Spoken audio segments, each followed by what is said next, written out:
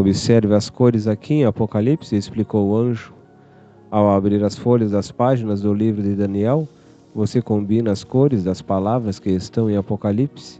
Assim você entende.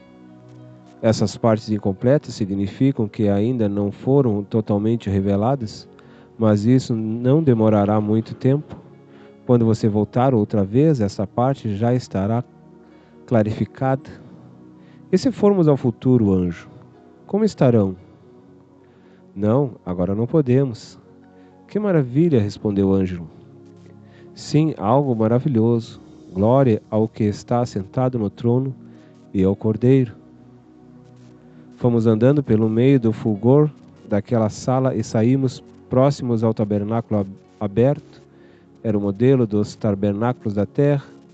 Veja que maravilha de templo que Deus revelou a Moisés, Davi, Salomão, Zorobabel e Ezequiel. E aquele ali? Ali está o templo mais importante, a imagem de Deus, o corpo humano, o templo atual do Espírito Santo. Nunca houve dois templos na mesma dispensação. Em cada dispensação havia um templo. Agora estamos na revelação do templo do Espírito Santo. Deus habita no homem por sua palavra e seu Espírito. Isto revela que sua glória e sua sabedoria estão sobre a sua igreja. O templo de Ezequiel está em tom diferente, porque ainda não foi inaugurado. Não podemos passar por ali, porque não nos é permitido agora. Os querubins guardam isso tudo com muito zelo. Eles são guardadores da glória de Deus. Asas e transparências. Chegou a hora em que os anjos falaram de si mesmos. No momento feliz, Miguel me dirigiu a voz e os anjos revelaram seus mistérios e cada vez mais me aproximava do trono. Como foi o dia da apresentação do Cordeiro na perspectiva de vocês? Perguntou Ângelo ao coro de anjos que com ele estava. O dia em que ele assentou no trono foi espetacular. A indivisível glória do trono se manifestou gloriosamente na cidade. O Cordeiro foi sempre um grande mistério, tanto para os homens como para nós. Os anjos. Ele não tinha esse nome, Jesus. Ele era, foi e agora é conhecido por um nome, Jesus. Este nome, como é conhecido dos homens, foi recebido quando se fez carne. Mas ele tem outro nome aqui no céu. Este nome será revelado a todos brevemente. Como foi o dia em que vocês ouviram entrar no céu? Perguntou Ângelo. Foi como o romper da aurora, algo totalmente novo para nós, os anjos, porque antes da criação do mundo o verbo era Deus e estava com Deus, João capítulo 1, verso 1. No princípio o verbo estava com Deus, João 1, 2. Aqui há dois princípios, o pré-universal e o pós-universal. Antes da criação dos céus e da terra, Gênesis 1, João 1, 2, havia um princípio não cósmico, um princípio absoluto. Neste princípio, o filho unigênito não era considerado filho, não tinha o nome Jesus, nem era conhecido como filho. Neste princípio absoluto, ele era Deus. Quando estava na terra, em seu ministério terreno, ele mesmo se declarou. Ele era o Senhor, Deus, estava com Deus, estava com. Ele deu testemunho de que estava junto de Deus. Nós não o víamos separadamente, jamais. Ele era um mistério para nós. Agora, pois, glorifica-me, ó Pai, junto de ti mesmo, com aquela glória que eu tinha contigo antes que o mundo existisse. João 17, 5. Ele saiu do Deus Yahvé. João não lhes disse que viera de Deus e para Deus voltava. João 13, 3. Ele mesmo sabia onde estava no princípio, que seria, pois, se visseis subir o Filho do Homem para onde primeiro estava. João 6, 62. Saiu de Deus e crestes que eu saí de Deus. João 6, 26. Ele não só saiu, mas veio dele. Saí de Deus e vim de Deus. João 8, 42. Ele era um mistério oculto. O grande servo Paulo foi chamado para demonstrar a todos os santos o qual seja a dispensação do mistério que desde os séculos esteve oculto em Deus, que tudo criou. Efésios 3:9. Ele foi criado? Não, absolutamente, Ângelo. O que foi a dispensação do mistério? A dispensação do mistério serviu para revelar o mistério oculto em Deus. O Cordeiro estava em Deus, por isso era Deus. O Cordeiro não foi obra de Deus para estar ao alcance de suas mãos, fora de sua mente, como obra criada. O Cordeiro era Deus. Nós, os anjos, não conhecemos este mistério. Estes mistérios, ele estava guardado em silêncio desde os tempos antigos. Romanos 16, 25. Que são os tempos antigos? Os tempos antigos são o mesmo que tempos eternos. Ângelo disse ao anjo: o mistério é revelado de duas maneiras, pelas escrituras proféticas, Romanos 16, 26, e através da igreja, Efésios 3, 10. Dê-me por conhecimento daquilo que Paulo escreveu, que a revelação do mistério tem dois destinatários: as nações para obediência e fé, Romanos 16, 26, e aos principados e potestades, Efésios 3, 10. As nações precisam saber do mistério. As potestades e principados precisam saber do mistério.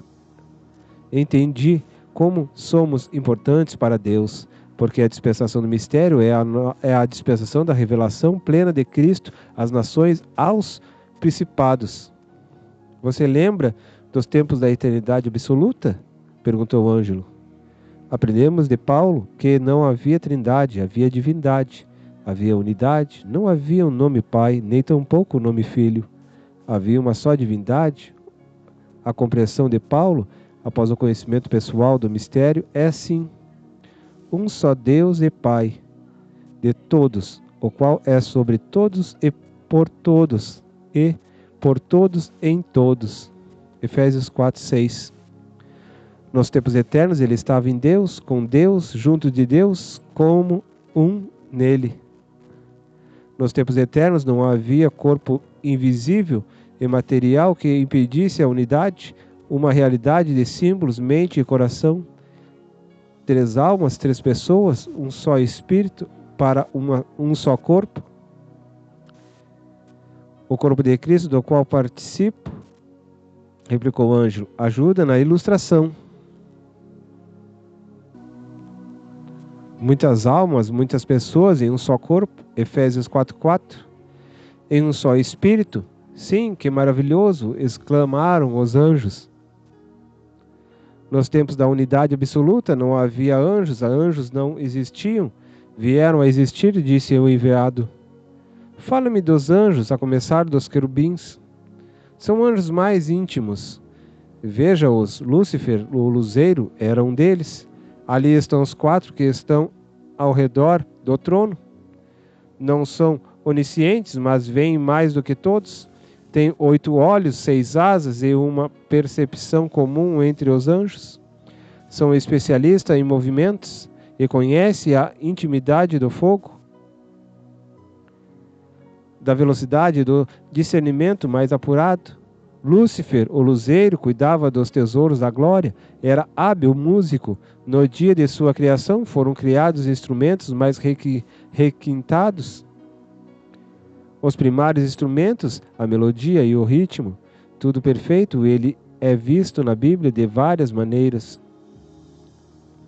Conheça a sua história, disse Ângelo, em Ezequiel 28:19, 28:11-19, até o seu fim, quando será lançado no poço do abismo, a começar de sua morada no Monte Santo de Deus, até o dia em que será recebido no poço do abismo, Isaías 14:18. Que revelação guardas contigo, Ângelo? Em Ezequiel 31, do 1 a 18, Lúcifer, o luzeiro, é mostrado como uma árvore frondosa que se exalta, mas é lançado no Seol. Continua o Ângelo. Aquele que detinha as chaves do Seol, um dia será preso na mesma cadeia onde aprisionou a muitos. Apocalipse 20, 1-3. Disse um dos anjos, em Isaías 14, 7-20, toda a terra está descansada. Veja no livro que este é o clamor com que começa a profecia que se refere ao milênio. Nesse texto, há um cântico do profeta preferindo-se ao dia em que Satanás for lançado no poço do abismo, ao mais profundo do Seol. Ali explica Ângelo, o cântico não é outra coisa senão a alegria das faias da terra, dos mortos e dos príncipes da terra também seduzidos por ele. Um salmo de sarcasmo verdadeiro sobre o próprio Satanás. Comparado a nada. Isaías 14:10. Sim, o texto refere-se ao que lhe dirão quando for lançado no profundo do abismo, concluíram.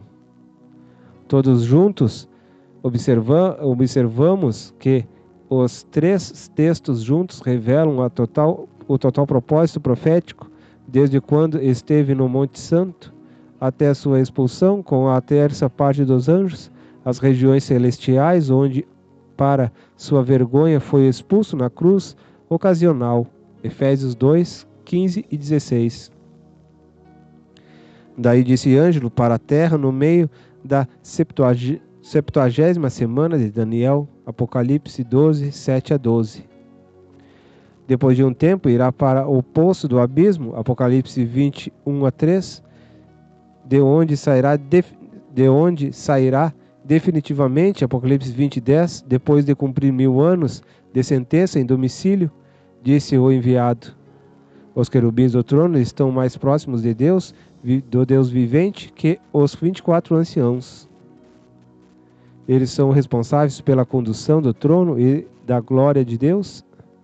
Estão em vigilância constante. Eles são capazes de fazer muitas coisas de uma só vez, em direções opostas e ao mesmo tempo. Ezequiel 1. São vistos como rodas, relâmpagos, trovões, fogo, óleos. São condutores, são somente adoradores. Eles não estão próximos para verem defeitos, não há imperfeições no Deus vivente. Eles estão próximos para adorar e servir, explicou o anjo. Mas não existiam somente 5 querubins, existiam mais, pois os vemos em diversas circunstâncias. Um deles guardando a árvore da vida, Gênesis 3, 24. Ele está guardando o caminho da árvore da vida. Os querubins guardam as coisas preciosas do reino? Perguntou o Ângelo. Eles também reciclam a glória que ao reino é enviada. É uma classe especial, disse um do coro. E os serafins? Perguntou o representante da terra. Os serafins são os mais próximos do Deus vivente. Depois dos querubins, disse o enviado, os querubins estão na tampa da arca. Isto quer dizer que eles estão no trono. Já os serafins estão relacionados como altar de incenso. Eles são os que tiram brasa do altar e com elas tocam as pessoas, explicaram os anjos. Eles tocaram os lábios do profeta Isaías, tocaram o corpo de Daniel, e eles não estão relacionados ao trono, mas ao altar do trono. Apocalipse 8, 1-3. Assim como os querubins estão guardando a glória e as coisas preciosas do reino, os serafins guardam tudo que se relaciona à santidade de Deus. Sentia-me mais leve à medida que caminhávamos. O anjo me disse que antes de darmos a volta, iríamos encontrar um dos arcanjos. Sim, os arcanjos.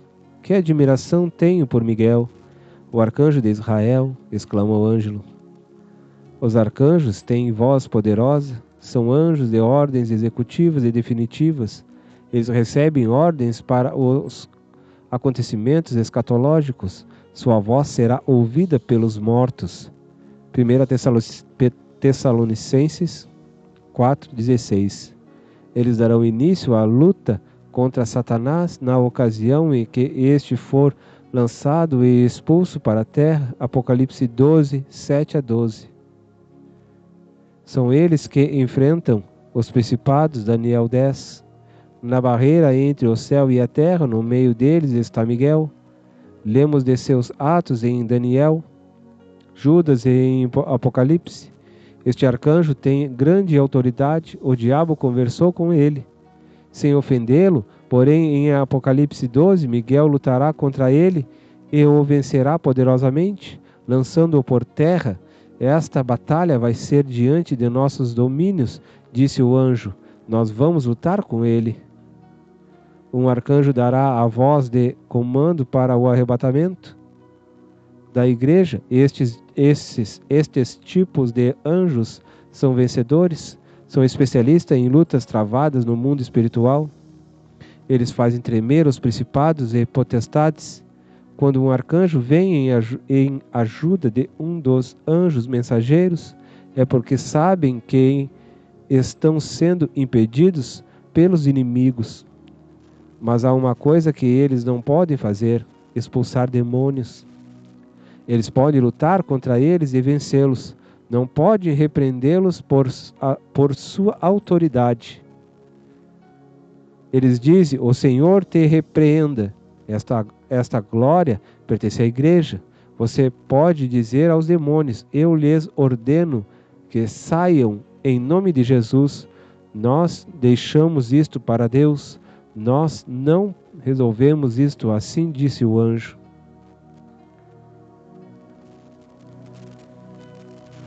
E vocês? Nós, os anjos mensageiros, somos enviados, recebemos ordens diariamente e comparecemos constantemente na presença de Deus. Deus mesmo vem estar conosco em lugares determinados. Executamos ordens a respeito de quem formos comissionados, mas a maior de nossas tarefas é ajudar aos herdeiros da salvação na terra. Todo o nosso ofício é estabelecido para que o propósito de Deus se cumpra de fato. O interesse de nossa ajuda está condicionado à herança da salvação de vocês, disse o anjo. Temos muitos ofícios, anunciamos nascimento, como Gabriel. Ele é especialista em anúncios de crianças que vão mudar a história em Deus. Geralmente o seu anúncio parte do pressuposto impossível. Anunciamos boas novas celestiais, fazemos festas por um pecador que se arrepende, ajudamos a herança de nossa salvação, ajudamos na dispensa de coisas relacionadas ao mundo físico. Com todas estas habilidades, não entendo bem porque você constantemente está dizendo que somos mais importantes que vocês, como sendo a igreja de Cristo. Não podemos pregar o evangelho agora, por causa da dispensação da graça. Os olhos da alma dos homens não estão abertos, e por isso não nos podem ver agindo de maneira nenhuma. Na dispensação da plenitude dos tempos, por causa dos sofrimentos dos homens, eles nos verão claramente em grande tribulação, porque os olhos da alma serão abertos. Mas a igreja não estará na terra. Apocalipse 14, 5 e 6. Virá para a grande cidade. Nós, os anjos, não podemos pregar o evangelho enquanto a igreja estiver na terra. O arrebatamento da igreja é fator preponderante para nós. Quando Sodoma ia ser destruída, o Senhor esteve ali pessoalmente em forma de anjo e disse para Ló, abre aspas, nada poderei fazer enquanto não tiveres ali chegado. Fecha aspas. Ló, Gênesis 19, 19 a 23, é tipo da igreja que é salva antes da grande tribulação. Zoar, a cidade alta onde ele se refugiou e que por sua causa não foi destruída, é tipo da Nova Jerusalém, onde a igreja se refugiará. Então, crer que a igreja passará a grande tribulação é crer que Apocalipse 14, 5 e 6 é utopia replicou Ângelo. Nós, os anjos, não podemos atuar enquanto a igreja estiver na terra, disse Miguel. Ao se aproximar de nós, em voz maviosa que produziu um silêncio reverente entre os anjos, e continuou. Não podemos destruir a terra, Gênesis 19, 22. Não podemos pregar o Evangelho, Apocalipse 14, versos 5 e 6.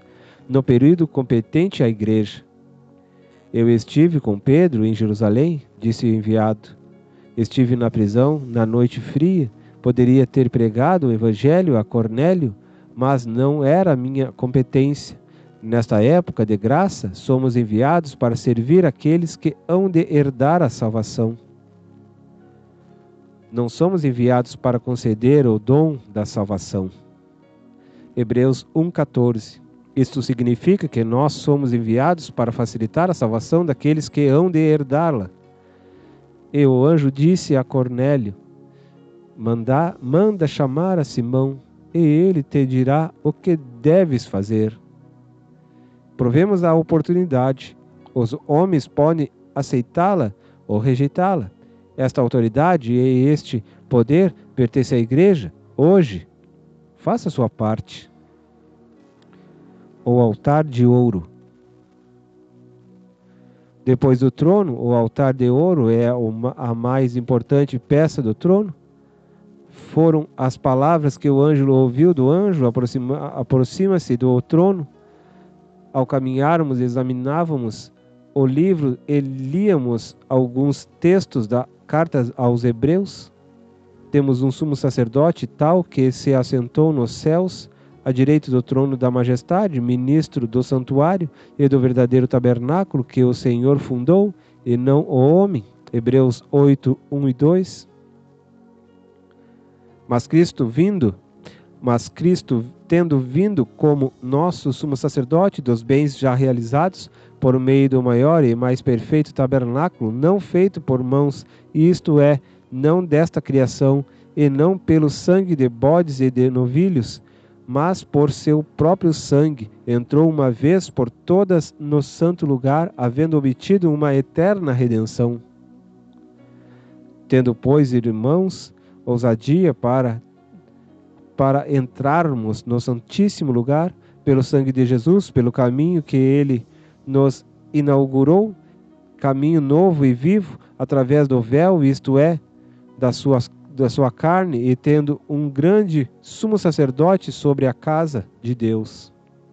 Hebreus 10, 19. Depois disto, olhei e abriu-se o santuário do tabernáculo do testemunho no céu, e saíram do santuário os 7 anjos que tinham as 7 pragas. Apocalipse 15, 5 e 6.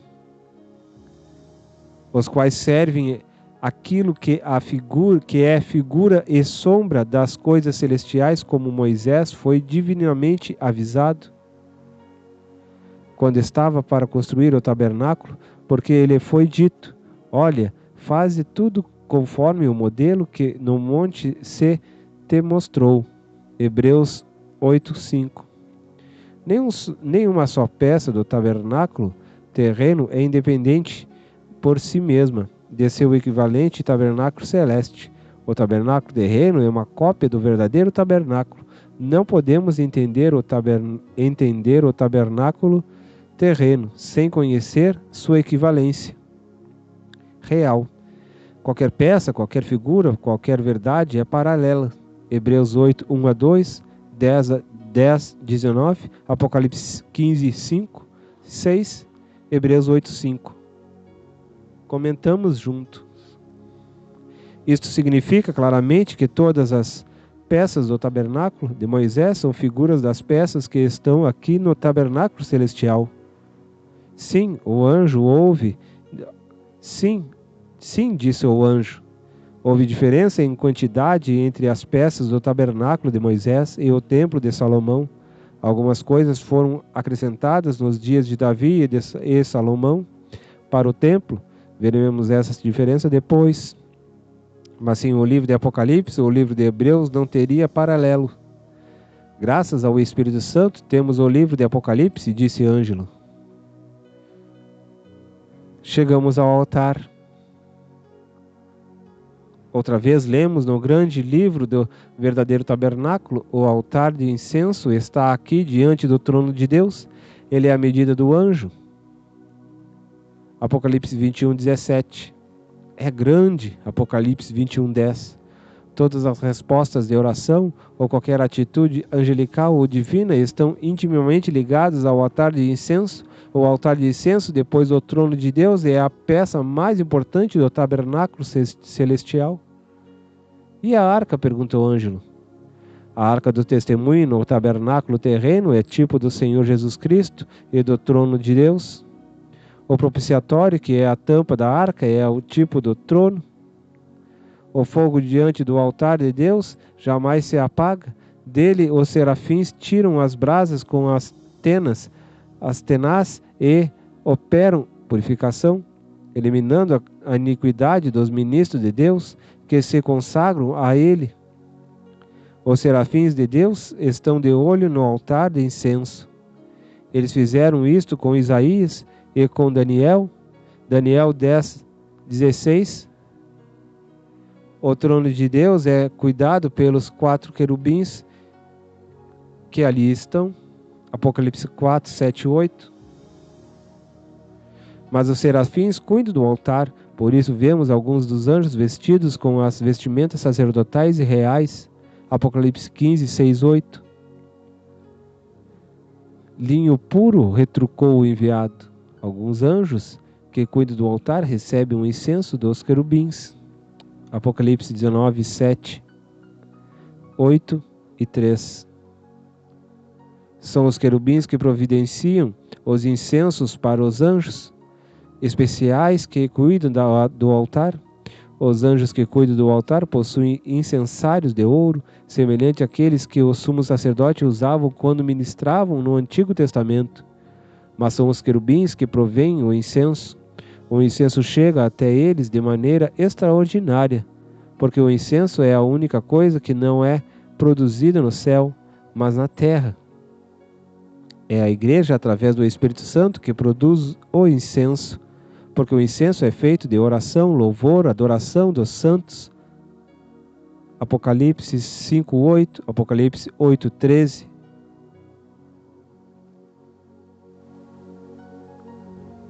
São os anjos que levam o incenso até o céu.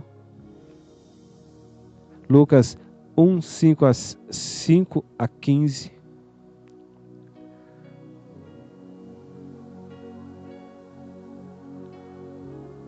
Mas ele não vai diretamente para Deus, embora chegue ali no mesmo dia que é produzido. As orações são levadas para as taças que estão nas mãos dos 24 anciãos que estão ao redor do trono, divididos em grupos. O céu necessita desesperadamente de incenso, e por isso que o Pai procura adoradores.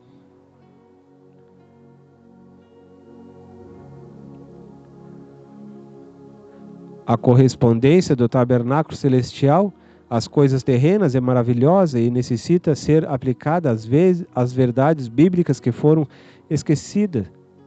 Vejamos, o Santíssimo é o trono, explicou-me.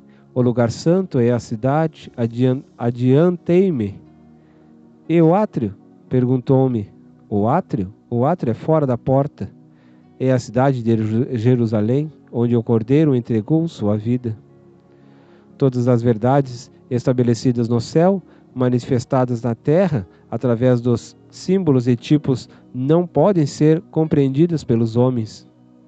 Até o momento em que eles possam ter uma visão pessoal na presença do trono de Deus. O nível da sabedoria de Deus e o nível em que Deus se move em sua dimensão eterna são absolutamente incomparáveis em tamanho, medidas e circunstâncias, glórias, luzes, louvor e tudo aquilo que o homem viveu em seu mais sublime estágio. Se Deus começa a falar na sua sabedoria, é loucura para o homem. Deus tem que se limitar à mente humana. tão pequena em relação à sua visão e majestade. Assim, toda a sabedoria de Deus, apesar de ser grande, deve ser limitada em comparação à sua verdadeira manifestação. E as taças dos 24 anciãos? Perguntei. Os 24 anciãos são sacerdotes reais. Eles não são sacerdotes iguais aos sacerdotes da ordem levítica. São sacerdotes segundo a ordem de Melquisedeque, Hebreus 7, 7 a 11, Apocalipse 1, 6. Porque Melquisedeque era rei, sacerdote e profeta. Ele todo era um dom de Deus. Não leste que Deus mudou o sacerdócio levítico no livro de Zacarias? Satanás estava constantemente diante do sacerdote Josué. Por causa de suas vestes sujas, Satanás não queria deixá-lo ministrar. Assim ficou o sacerdócio levítico durante muitas etapas de anos. Mas o anjo do Senhor repreendeu Satanás com a repreensão de Deus, Zacarias 3, versículo 1 e 2, e disse, abre aspas, não é este um tição tirado do fogo? Fecha aspas. O que significa isto? Isto significa que Josué é um representante de um remanescente, embora sujo diante do anjo, aquele anjo tinha autoridade sobre os serafins. Zacarias 3:4. Porque são os serafins que limpam e substituem os trajes sujos pelo pecado. Então as vestimentas do sumo sacerdote foram trocadas por vestes festivas, mas lhe foi dito que viria um sacerdote e o renovo, que é Cristo. Então é por isso que na outra visão, Zacarias 6:11, Josué é usado como modelo, mas a realidade aponta para Cristo, o renovo, coroado de coroas de prata e ouro. Esta é uma das razões porque os anciãos estão coroados e vestidos de vestes sacerdotais, ajudou Ângelo. Mas veja que Josué é sacerdote da ordem de Jeozadak, da ordem que foi escolhida por Deus por méritos para servir de sacerdócio nos dias do reino milenar de Cristo. Ezequiel 45. Josué era protótipo de Cristo e sacerdote e rei. Aquela visão significa que o sacerdócio de Levi será restaurado em Jeozadak, como Josué nos dias do reino de Cristo. Sim, a semelhança do sacerdote visto em Zacarias 6:11, aqueles 24 anciões com vestes sacerdotais novas e coroas sobre as suas cabeças estão em redor do trono.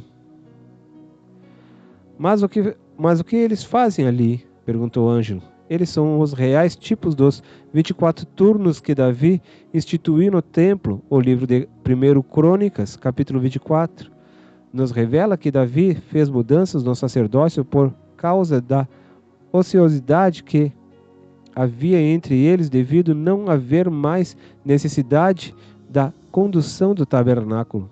1 Crônicas 23, 26 e 32.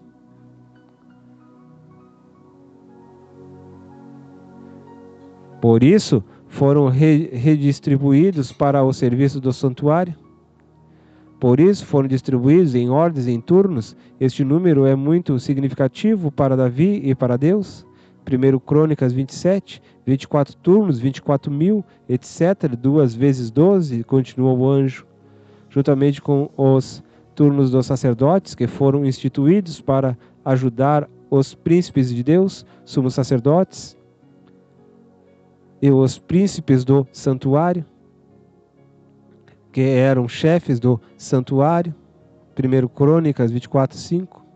Também Davi introduziu ousadamente os 24 turnos dos cantores, que tinham por líder Asaf.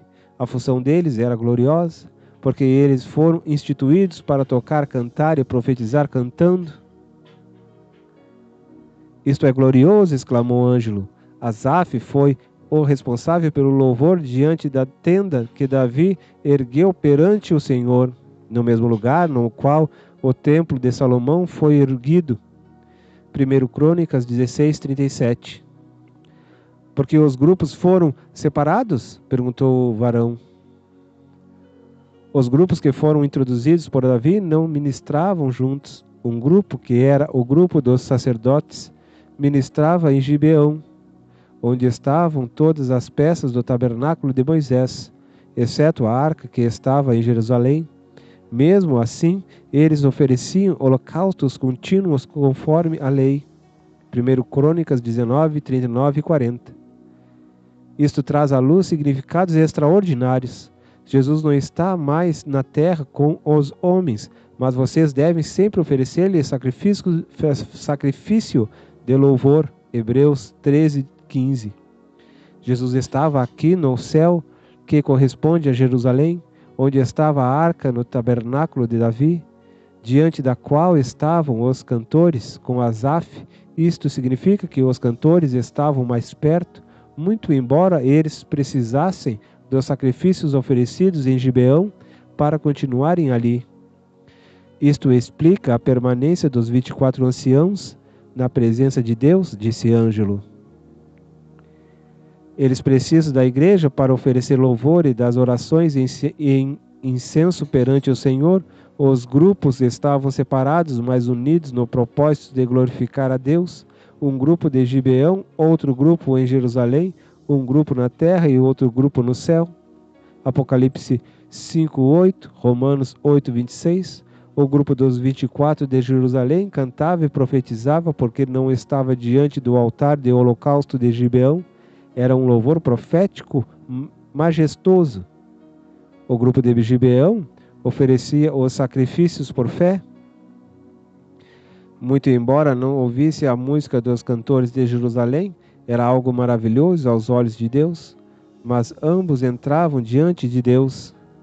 Um grupo entrava com sangue até o altar de incenso, disse Ângelo, e outro já diante da arca entrava com o seu correspondente diante de Deus, com louvores. O que representam os 24 anciãos? Perguntou Ângelo.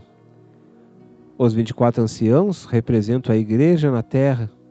Enquanto eles estão diante de Deus, os 24 cantores liderados por Asaf cantavam e ofereciam louvores proféticos diante da tenda erguida por Davi. 1 Crônicas 15:1, 16, Lucas 1:5-12. Os 24 grupos de sacerdotes, profetas, cantores permaneciam diante da tenda com os seus porteiros em Jerusalém. Eles sabiam que os outros grupos de sacerdotes trabalhavam simultaneamente a eles em Gibeão. Assim são os 24 anciões nos céus. Como Asaf, eles têm harpas, e como os sacerdotes liderados por Zadok, eles têm taças, que são incensários que contêm as orações dos santos. Apocalipse 5:8. As harpas que eles tocam representam o louvor profético que eles oferecem, equivalente aos cânticos espirituais oferecidos pela igreja. Efésios 5, 19 e 20. Colossenses 3:16. Todo cântico espiritual é um louvor profético, uma exaltação profética oferecida ao Senhor. Estes são os altos louvores de Deus, uma honra que tem os santos. Salmos 149, 6-9. Mas as taças que contêm as orações dos santos, que são incensos, Apocalipse 5:8, não ficam ali. Elas são oferecidas diante do altar de incenso. Esta é uma das razões do porquê o altar de incenso existir. Ali são oferecidos incensos diante de Deus. O altar recebe as orações dos santos. Isto significa que, quando o incenso ali é derramado, as orações são ouvidas. Apocalipse 8, 1-5. Agora, as orações estão divididas em orações normais, concordância de coisas equivalentes à vida cristã e comum à igreja.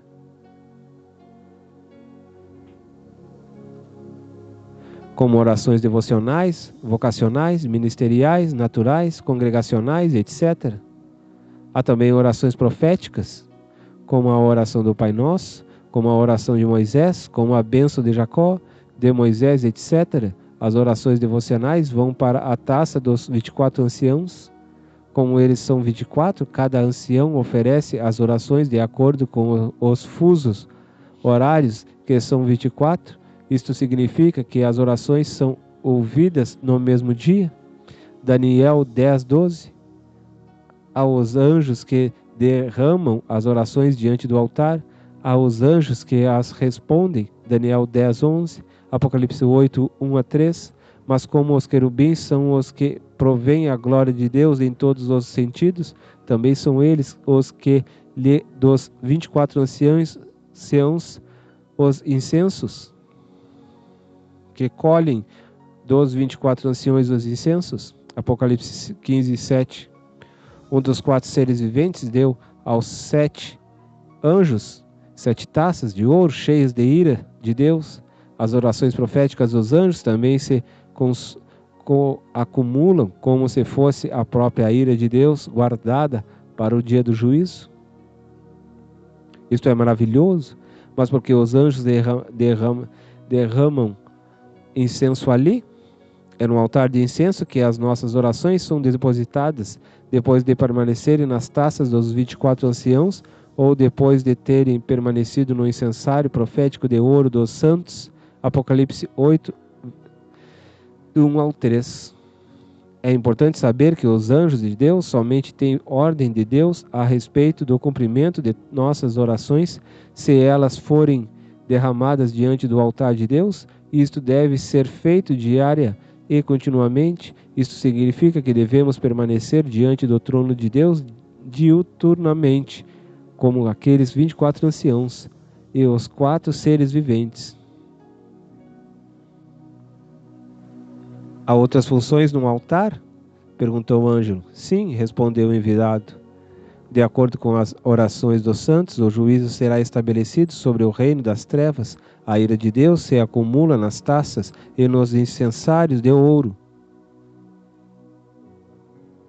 Vai chegar o dia em que Deus começará a derramar o incensário de ouro profético no altar, como tem feito hoje. Agora, com as orações devocionais, será o mesmo mecanismo do que concernir as orações proféticas. Assim será. Apocalipse 8, 1-3.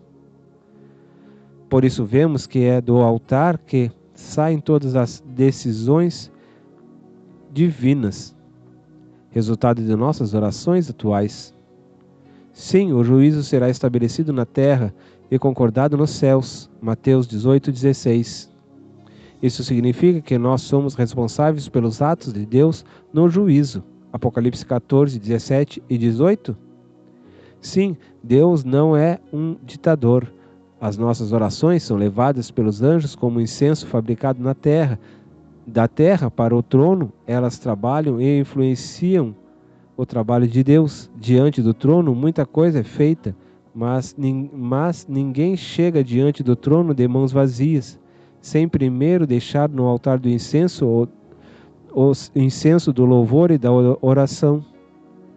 Lá são entregues ao ancião do fuso horário equivalente à hora que foi feita e recebida.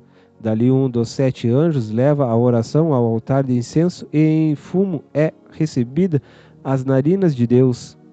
Depois os anjos regressam com as respostas. Agora o segredo é perseverar para que, com a cobertura de oração, os anjos passem a barreira e a resposta chegue. Isto foi o que vimos.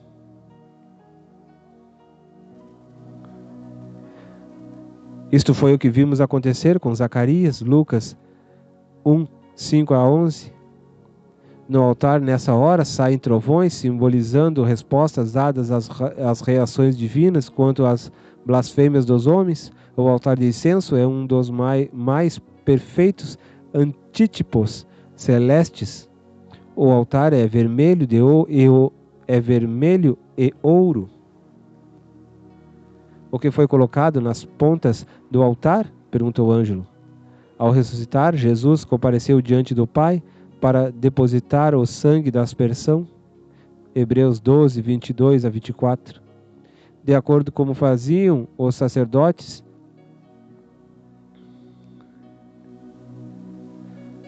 veterotestamentários. O sangue da aspersão era resultado da morte expiatória do cordeiro que era oferecido no primeiro altar, que ficava no átrio, chamado altar de holocausto.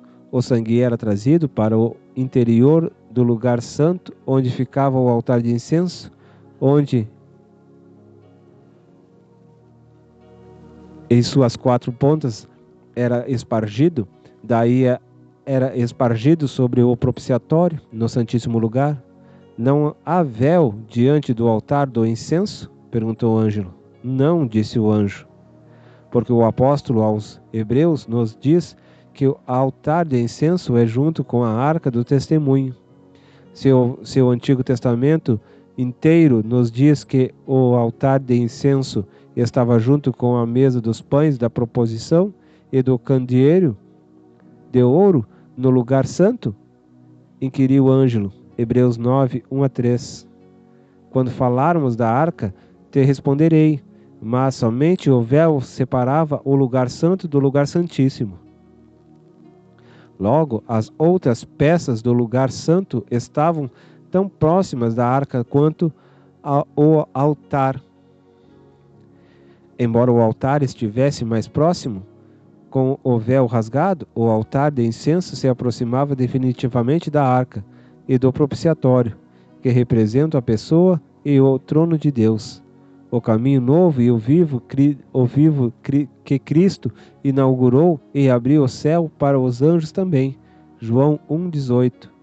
Tirando a separação entre o trono e o altar, entre a nossa parte e a parte de Deus, o véu rasgado mostrou o novo e vivo caminho que Cristo inaugurou no céu e que foi manifestado na terra. Marcos capítulo 15, verso 38. A habitação de Deus então preencheu toda a cidade, e ele foi conhecido dos anjos, e a glória do Senhor resplandeceu e, abre aspas, encheu toda a casa, fecha aspas, segundo Crônicas 7, 1, 2. Por isso o verbo se tornou cordeiro, tornou-se a lâmpada de toda a cidade. Apocalipse 21, 23. Isto significa que era um só coração e alma dos que criam. Atos 4:32. Alma e espírito sem o véu, disse Ângelo. Ângelo, Ângelo, disse o anjo. Os 24 anciãos continuaram no modelo do tabernáculo de Davi. Justamente porque o altar traz as marcas do sangue de Jesus, o lugar santíssimo que corresponde ao trono de Deus contém a aspersão do sangue que nos santificou uma vez para sempre. Hebreus 10:29. É que podemos entrar com toda ousadia diante do trono de Deus. João 17:19. O ato do sangue de Jesus ser aspergido diante do altar e do trono significa que ele nos santificou por seu sangue. E como santificação, de acordo com Levítico 27, é o ato de depositar uma importância equivalente ao preço da pessoa que fazia o voto especial de santificação perante o sacerdote para o santuário, e isto somente podia ser feito de acordo com o ciclo do santuário, que eram ciclos de prata. Jesus também vos santificou não com ouro ou prata, mas com o seu próprio sangue, deixando diante do verdadeiro santuário o seu sangue, como sendo a equivalência do vosso valor diante de Deus. A aspersão é a nossa própria santificação, e a aspersão envolveu o altar do incenso. Levítico capítulo 16, verso 11 a 14. 18 e 19. Explicou o Ângelo. Agora posso compreender estas vestes salpicadas de sangue que ele deixou no santuário? Ele as vestirá no dia da batalha do Armagedon. Apocalipse 19, 13 e 14. Disse Ângelo. Entendeu por que estas vestes salpicadas não podiam ser vistas pelo povo, mas deveriam ser tocadas no próprio interior do santuário? Levítico 16, 24.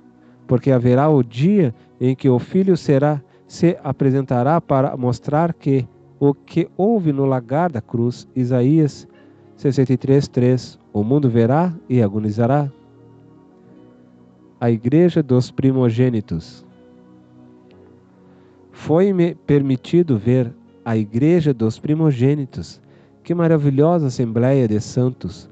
Não posso expressar a intensidade da magnitude da sabedoria que envolve cada um destes santos, homens e mulheres de Deus que ali estão para louvor de sua glória. Eles são o livro em pessoa, eles são a profecia personalizada, eles são amados do Altíssimo. Ali estão reunidos e não estão preocupados com o tempo, porque já entenderam a dimensão em que estão, se move na eternidade, e eles sabem que um dia para Deus é como 1000 anos para nós. Porque a Igreja dos Primogênitos tem esse nome? Perguntou Ângelo, a enviado. Do ponto de vista histórico, ela é assim chamada, por causa do propósito universal de Deus, e seu ofício sacerdotal também é universal, explicou o enviado. Todos os que creram na vinda do Messias antes da morte de Cristo e foram justificados pela fé são chamados primogênitos. Caminhamos em direção à Assembleia, lugar aonde se reuniam os justos, os santos, assim chamados de primogênitos. Pus atenção no brilho que fazia diferença entre todos e que residia em alguns dos primogênitos que ali estavam estabelecidos para o louvor da majestade do Senhor. Veja Enoque, Elias, aquele não é, enquanto admirado exclamava meu gozo. Sim, Moisés, este é Moisés. Mas aquele não é João Batista? Perguntou Ângelo. Aquele é João Batista, porque ele brilha mais que Simeão. Por que ele brilha mais que Simeão? A posição que ele ocupa aqui é mais elevada, aquele que muitos outros deveriam estar. O anjo meneou a cabeça e disse: Pare um pouco e pense, Ângelo. Você sabe o porquê? Tudo já foi explicado através do livro, do Logos. João é o maior dos que são da lei, menor do que aqueles que são da graça. Isto é compreensível, disse anjo. Sim, João foi gerado antes de Jesus, mas não recebeu o Espírito Santo antes de Jesus.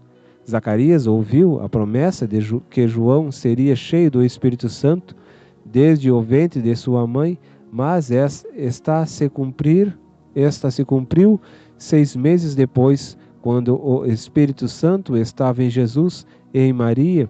Jesus tinha proeminência e dali do ventre da Maria saiu o Espírito Santo para João. Foi isto que João mais tarde o reconheceu facilmente no Jordão, como aquele que batizava com o Espírito Santo e com fogo, explicou Ângelo. O anjo tomou uma pluma de ouro e começou a traçar os tempos e a explicar-me. A Igreja dos Primogênitos inclui os da fé universal, que creram antes do chamamento de Moisés, e os da família de Abraão, que creram através do tempo da lei de Adão a Moisés. Todos são das primícias da graça. Estes são os primogênitos da fé. Os outros são de Moisés a João. João não é o maior que os primeiros, mas sim igual a eles. Todos os que creram nos dias da lei são menores que João, e o menor da graça é maior que ele. As palavras foram saindo da minha boca. Sim, é verdade, João foi posto como maior sobre todos os que são da lei. Sua posição deve ser superior porque é um profeta e nazireu. Todos os nazireus são consagrados especiais para obras especiais. Os nazireus são a execução da regra. João era um sacerdote segundo a ordem de Levi, mas não usou deste privilégio e por isso não foi incumbido de nada relacionado ao sacerdócio nacional e limitado de Levi. Sim, porque não percebi isto antes, Por outro lado, João batizou o elemento profético, o Messias. Foi cheio do Espírito Santo desde o ventre de sua mãe.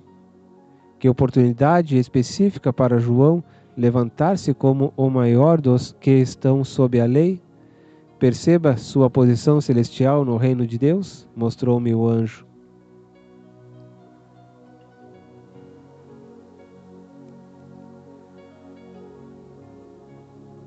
Fui levado ao pátio da Assembleia e percebi um organograma celestial com os nomes dos profetas e dos primogênitos. Era uma réplica do livro da vida de cada um deles e sua importância no propósito de Deus. O traçado era incomparável. Veja aqui, Ângelo, desde o princípio, esta ordem é a ordem lógica dos primogênitos. Observe a cadeira até chegar ao primogênito da criação. E para aquele lado direito, até chegarmos ao primogênito dos mortos. Deste ponto de vista em diante, o outro sentido, até a chegar ao primogênito dos irmãos. Perceba, tudo termina e começa como primogênito. Não havia outra palavra para expressar o que estava vendo diante de mim. Voltei atrás na ordem cronológica, não me mexia. Como uma grande roda que se movia, percebi claramente todo o propósito universal do reino de Deus. Aquele é Abel, e aquela marca que sai desde os seus pés até o tabernáculo. O que significa? Significa o clamor do sangue de Abel. Seu clamor é poderoso. Pede por justiça. À medida que o tempo vai passando, outros clamores vão sendo feitos da terra. Nenhum sangue derramado inocente na terra deixará de ser justificado e descoberto. O poder do sangue é grande, mas o sangue de Abel se afunila a partir de certo tempo, porque o sangue do cordeiro começa a aparecer à medida que o sangue de animais eram oferecidos, como tipificando seu sacrifício. Fui levado mais adiante e estava cada vez mais motivado a entender melhor tudo aquilo.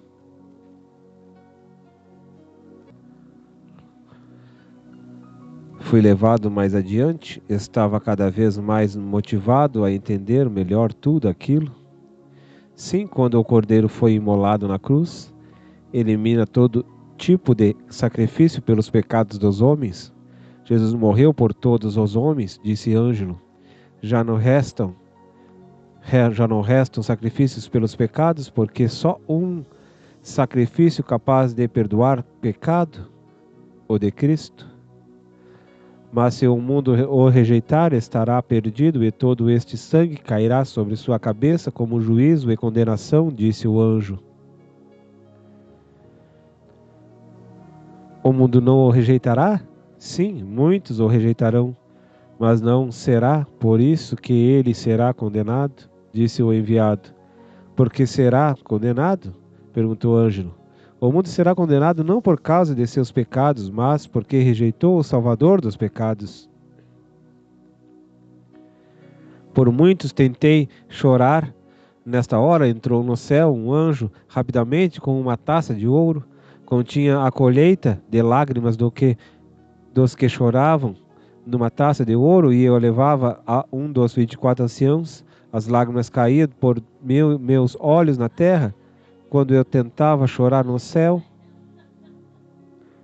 Por que ele faz isto?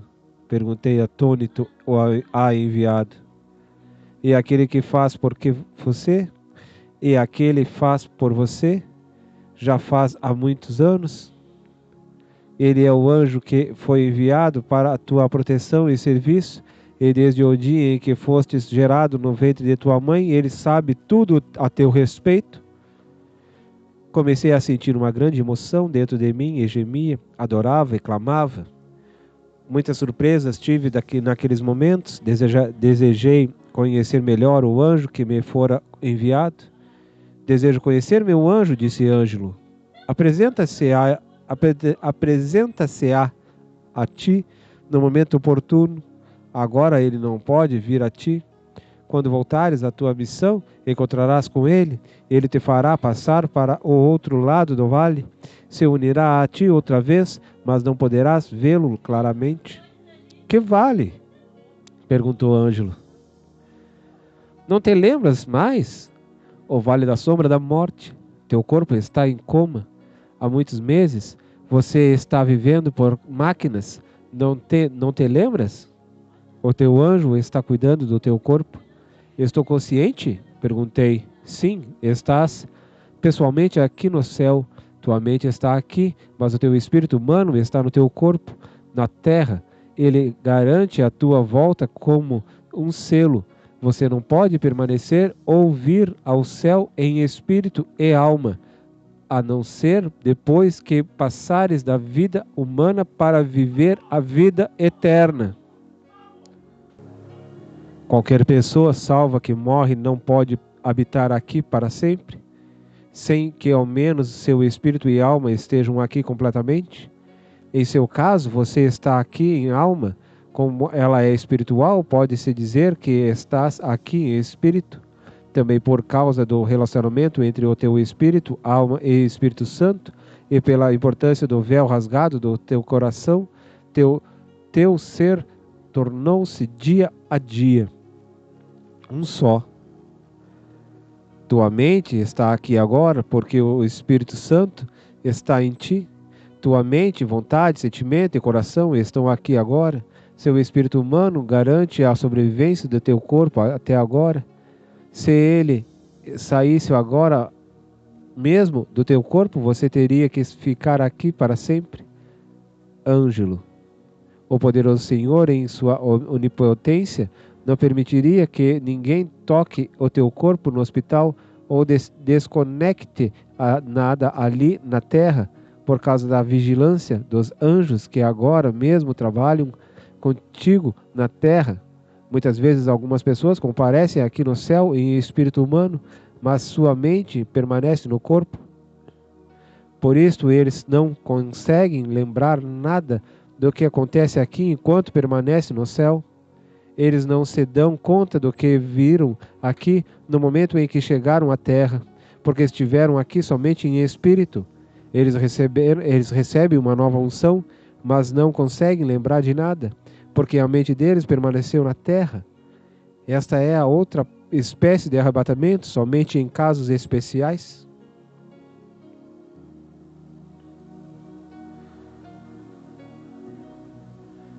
Ocorre o contrário. O teu caso foi diferente. Tu te lembrarás de todas as coisas, porque estás aqui pessoalmente, isto é, em alma. Quando passares o vale, sentirás saudades de casa. Vamos. Templo do Milênio. A cidade vai entrar no universo e muitas características universais vão mudar. Aqui um mistério. Ângelo, disse o anjo. Quando a cidade chegar ao seu destino, começará a ser manifestada fisicamente na terra. Percebi claramente que a terra vai descansar. Com o advento do dilúvio, a terra passou a sofrer variações por causa da corrupção do mundo. A cidade sobre a terra dispensará a presença da luz, do sol e da lua. A cidade ficará sobre a terra e não na terra. Quer dizer então que a cidade ficará girando em torno da terra? Não, absolutamente não. A terra é que vai girar em torno da cidade. Este será o tempo suave dos homens. Por isso os homens vão vir mais que normalmente e não haverá muito esforço em todo o trabalho, que hoje é sinônimo de suor. O primeiro esforço da criatura foi em função do pecado de Adão. Suor e trabalho se conectaram. O primeiro veio com a corrupção dos homens, após o dilúvio. Frio e calor intensos, explicou o anjo. Você sabe muitas coisas, isto é maravilhoso, disse Ângelo. Sim, tenho muitas informações, mas você tem muitas revelações. A diferença entre nós e vós é muito grande. Eu conheço o tempo histórico e posso falar deles, mas vocês têm a fonte da revelação que é Cristo em nós, em vós. Nós não podemos ter este mesmo gozo. Nós somos anjos, disse o anjo. Outra vez me foi enviado um dos 7 anjos que se vestia de linho, era conhecido como varão de linho. Ezequiel 10, 2 a 6. Salve, anjo, salve, Ângelo, homem respeitado. Como te chamas? Perguntou Ângelo. Sou enviado a ti, como fui a Daniel, Ezequiel e a João. Ezequiel 10, 2 e 6, Apocalipse 10, 1 a 10, Daniel 12, 5 a 7.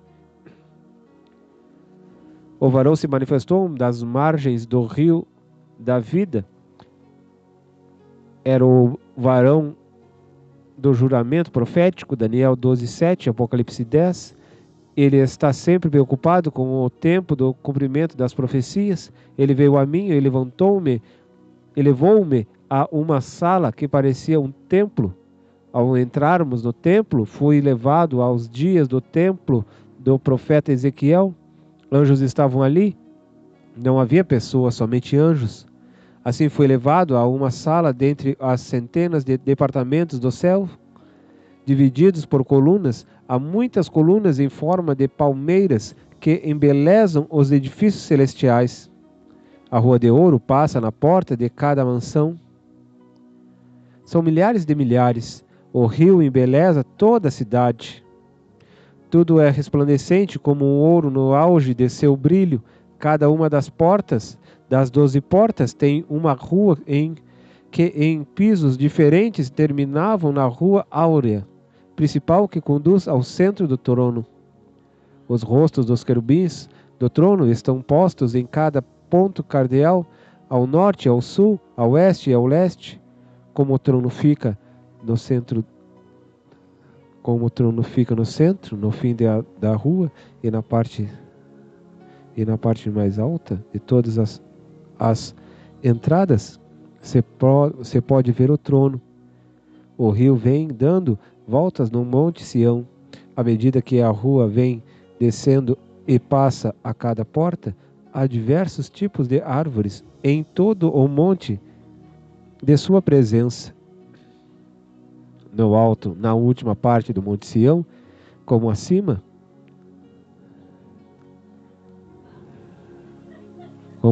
de uma coroa, o resplendor banhando de cima a baixo, refletindo nas ruas até a última entrada por baixo. A cidade vem viajando no espaço e por baixo não se pode notar, mas está afirmada no alto do monte. Nas bandas do norte de qualquer porta se pode ver o trono de Deus. Quando a igreja estiver aqui, disse meu enviado, e todos estiverem distribuídos em seus ofícios e lugares, os quais o Cordeiro tem preparado, João 14, 1 a 3, cada um saberá em que porta deverá entrar. A direção de cada um será de acordo com o nome da porta. Veja esta porta, disse o anjo, porta de Judá, leu o Ângelo. Por aqui entram todos os santos, guerreiros e cantores, músicos do Cordeiro. De acordo com a porta, terão os seus domicílios. Aqui, disse Ângelo, estamos na porta de Judá. Terceiro nível, são 12 níveis no total, onde está a sala de recepção, na porta de Naphtali. Para que tenhamos uma visão da cidade, estamos descrevendo sua visão física para situarmos cada departamento que visitei. Podíamos atravessar o monte de lado a lado por seus departamentos. Os anjos naturalmente o atravessavam. Não há nenhuma coisa difícil para eles, até que enfim chegamos à sala dos modelos dos templos de Deus, que, como disse, fica bem perto da sala do planejamento da divindade. Vens para ver o templo da grande tribulação e do milênio? O templo foi visto por Ezequiel. Uma cópia parecida à visão de Ezequiel será construída nos dias do Anticristo, mas será usurpado e destruído no grande terremoto que dividirá a cidade a partir do Monte das Oliveiras, quando o leão da tribo de Judá puser os seus pés sobre ele. Ei, como é lindo o templo! Exclamou Ângelo.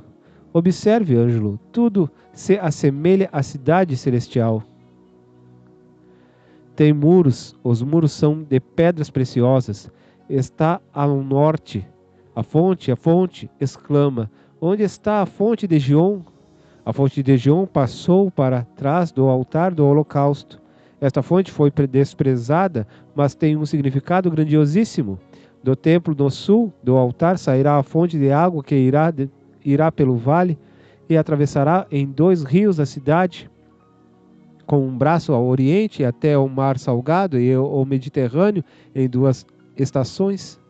Ao redor do rio, depois do muro, havia toda sorte de árvores e no rio muito peixe. Quem são estas gentes com roupas diversas aqui? Eram desenhos? São as pessoas que virão de todo o mundo adorar o Cordeiro e trazer-lhe glória e honra. Virão e serão curadas.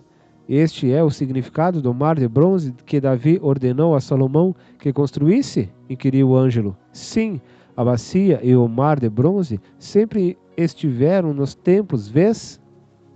Sim, estas peças, observe o rio do templo, são tipos da fonte de águas que haverá com a mudança física da cidade. A fonte de Gion será a fonte do rio no lugar da fonte de bronze, onde os sacerdotes se lavarão, porque as águas serão santas. No centro do templo, as câmaras sacerdotais são para a família da casa de Josadaque. A família de Arão não será conhecida como a família dos sacerdotes, porque Zadok assumirá a ordem sacerdotal. Ezequiel 44, do 9 a 13. O templo de Ezequiel será governado nos dias do milênio pelo sacerdócio, segundo a ordem de Zadok, da mesma ordem de Levi, transformada pela coroação sobre Josué ao sacerdócio, segundo a ordem de Melquisedeque. Josué um dia foi posto diante do anjo do Senhor, Zacarias 3:1, para ser preparado para a grande mudança sacerdotal que haveria no sacerdócio no futuro. Zacarias 3:8, Hebreus 7:12. Qual Josué? Perguntou o Ângelo. Não lestes em Zacarias que Josué, da família de Zadok, foi o sacerdote que se manteve fiel a Davi? Respondeu o anjo. Por ser mantido fiel ao reino, foi coroado pelo Senhor. Como recebimento da coroa, o seu sacerdócio passou a ser reino e sacerdócio. O sacerdócio de Zadok era da ordem de Levi, da família de Arão. Estava sujo, corrompido, e Satanás tinha o controle sobre eles. Mas Josué, depois do cativeiro, se humilhou e se apresentou diante de Deus. Quem se humilha chega antes que Satanás, o acusador. Na presença de Deus, Satanás não é onipresente, ele depende das fofocas e seus demônios, mas o Espírito Santo é o onipresente, chega primeiro. O acusador é envergonhado e o acusado é transformado. Zacarias 3:4. Josué representava toda a nação de Israel, porque Deus tinha um propósito, o qual consistia em fazer da nação de Israel um reino de sacerdotes, já desde os dias de Moisés, Êxodo 19:5 e 6, 32:10. Mas Moisés não quis que fosse assim. Os levitas foram escolhidos, saíram em defesa do seu líder, Êxodo 32:28, e em lugar dos primogênitos que também haviam falhado, Números 3, foram estabelecidos. A nação inteira foi substituída por uma tribo, Ângelo.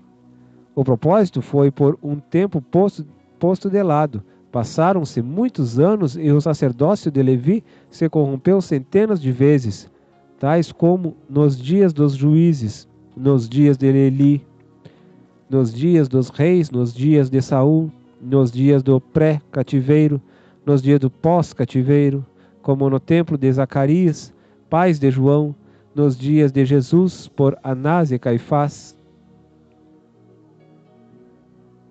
Quando foi a coroação de Josué? Perguntou Ângelo. A coroação foi na presença de muitos anjos e foi simbólica. Nos dias da profecia Zacarias, depois do cativeiro, um pouco mais de 400 anos antes de Cristo, antes do Messias se revelar em carne. A coroação de Josué foi feita pelo anjo do Senhor e simboliza a transformação do sacerdócio levítico em sacerdote real. O lugar de Arão é assumido por Sadoc e o propósito inicial de Deus passa a ser uma promessa. Êxodo 19, 5 e 6.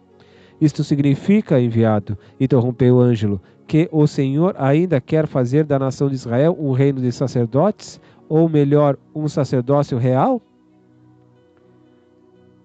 Sim, a coroação de Josué é simbólica porque tipifica a união da tribo de Levi em Judá.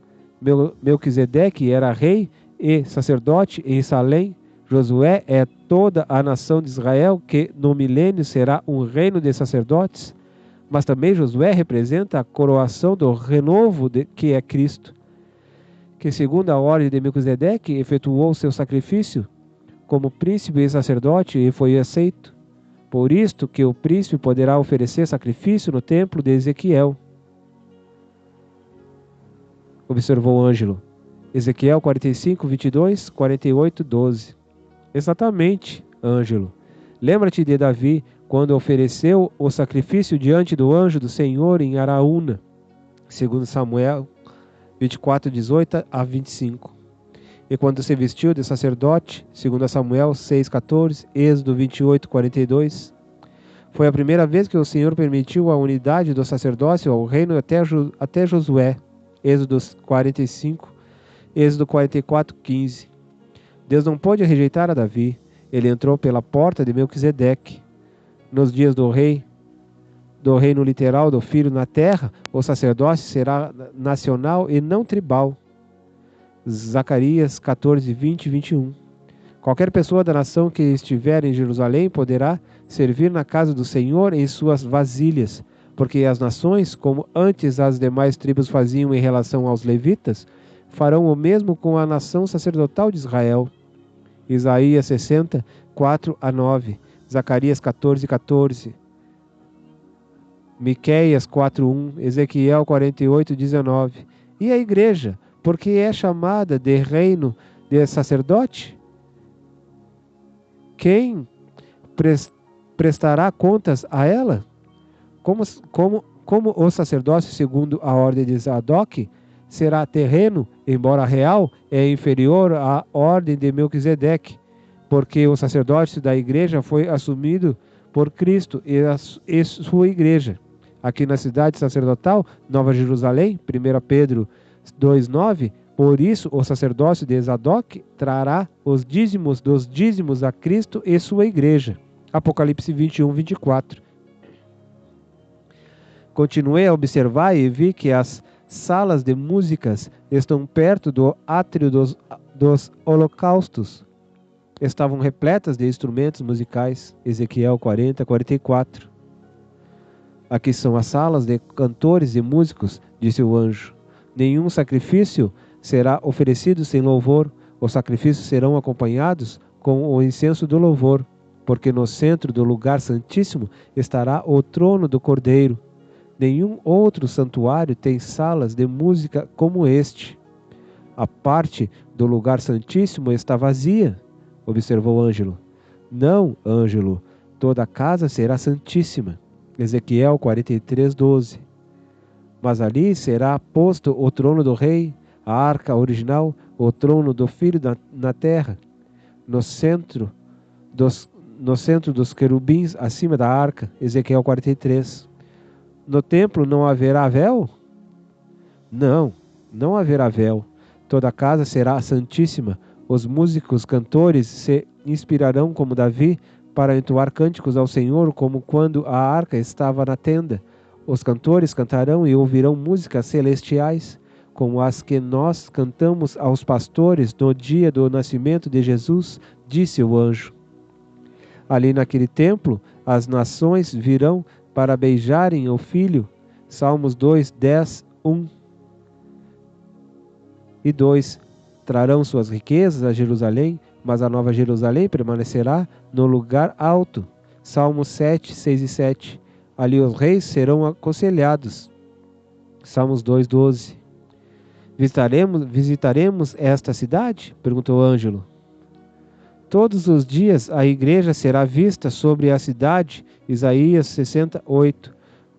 Como pombas entrando e saindo, ali serão servidos pelos sacerdotes e comerá juntamente com o rei, Ezequiel 44:16. Percebi que toda a cidade era uma réplica da Nova Jerusalém. O rio, Ezequiel 43:7, Apocalipse 22:1-3, a água da vida, João 7:38, 39, Ezequiel 47, do 1-3, as folhas das árvores, Ezequiel 47:12, os príncipes serão sacerdotes, Ezequiel 46:2, Apocalipse 1:5-6, Apocalipse 5:8-10.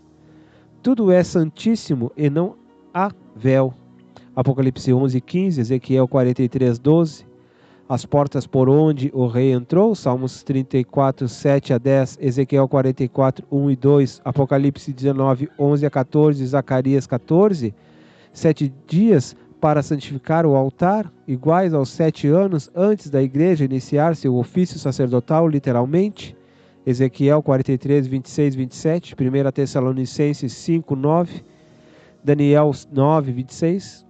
Portas redondas e rotatórias, Ezequiel 41, 24, Apocalipse 21, 21. A importância dos querubins, Ezequiel 41, 21, Apocalipse 4, 5. A cidade quadrangular, como o Santíssimo, o templo medido por medida de anjo, Ezequiel 40, 3, Apocalipse 11, 1, 3. Todos os que vivem na cidade servem na cidade, Apocalipse 5, 9 e 10. Ezequiel 48, 19, Ezequiel 19, 5 e 6. Vimos de fora os muros da cidade e fiz a penúltima comparação. Os muros da cidade estão dispostos iguais aos muros da Nova Jerusalém. Olhei as portas, apontei e li. Ao norte, Ruben, Judá e Levi. Comparei, são iguais. Sim, Ângelo, disse meu anjo. Mas estes muros são da Jerusalém terrena. Compreenda, mas este nome será trocado por Jerusamá. Ezequiel 48, 35. Minha última observação foi: enviado, e observo que o Senhor estará nas duas cidades. Gálatas 4. Como será isto? O Senhor habitará na Nova Jerusalém? Sim, o trono do Pai estará na Nova Jerusalém, até o Filho pôr todos os seus inimigos sob seus pés. Enquanto isso, seu trono estará estabelecido na terra. Ezequiel 43, 1-5, Mateus 25-31. No final do seu reino na terra, haverá a fusão dos dois reinos, do Pai e do Filho, em um só. 1 Coríntios 15, 26, 28. E depois, passaremos ao que será. Tu estarás lá, vamos. Havia uma palavra, Senhor. Venha, disse-me o Senhor, vou-lhe mostrar algo. Atravessamos a Praça do Ouro, atravessamos a praça. Do outro lado do trono havia um palácio de marfim, Salmos 45, era cheio de arcos, não havia portas, havia centenas de colunas que pareciam a palmeiras de copas abertas à entrada norte. O palácio estava após a rua, mas nas mesmas disposições do trono,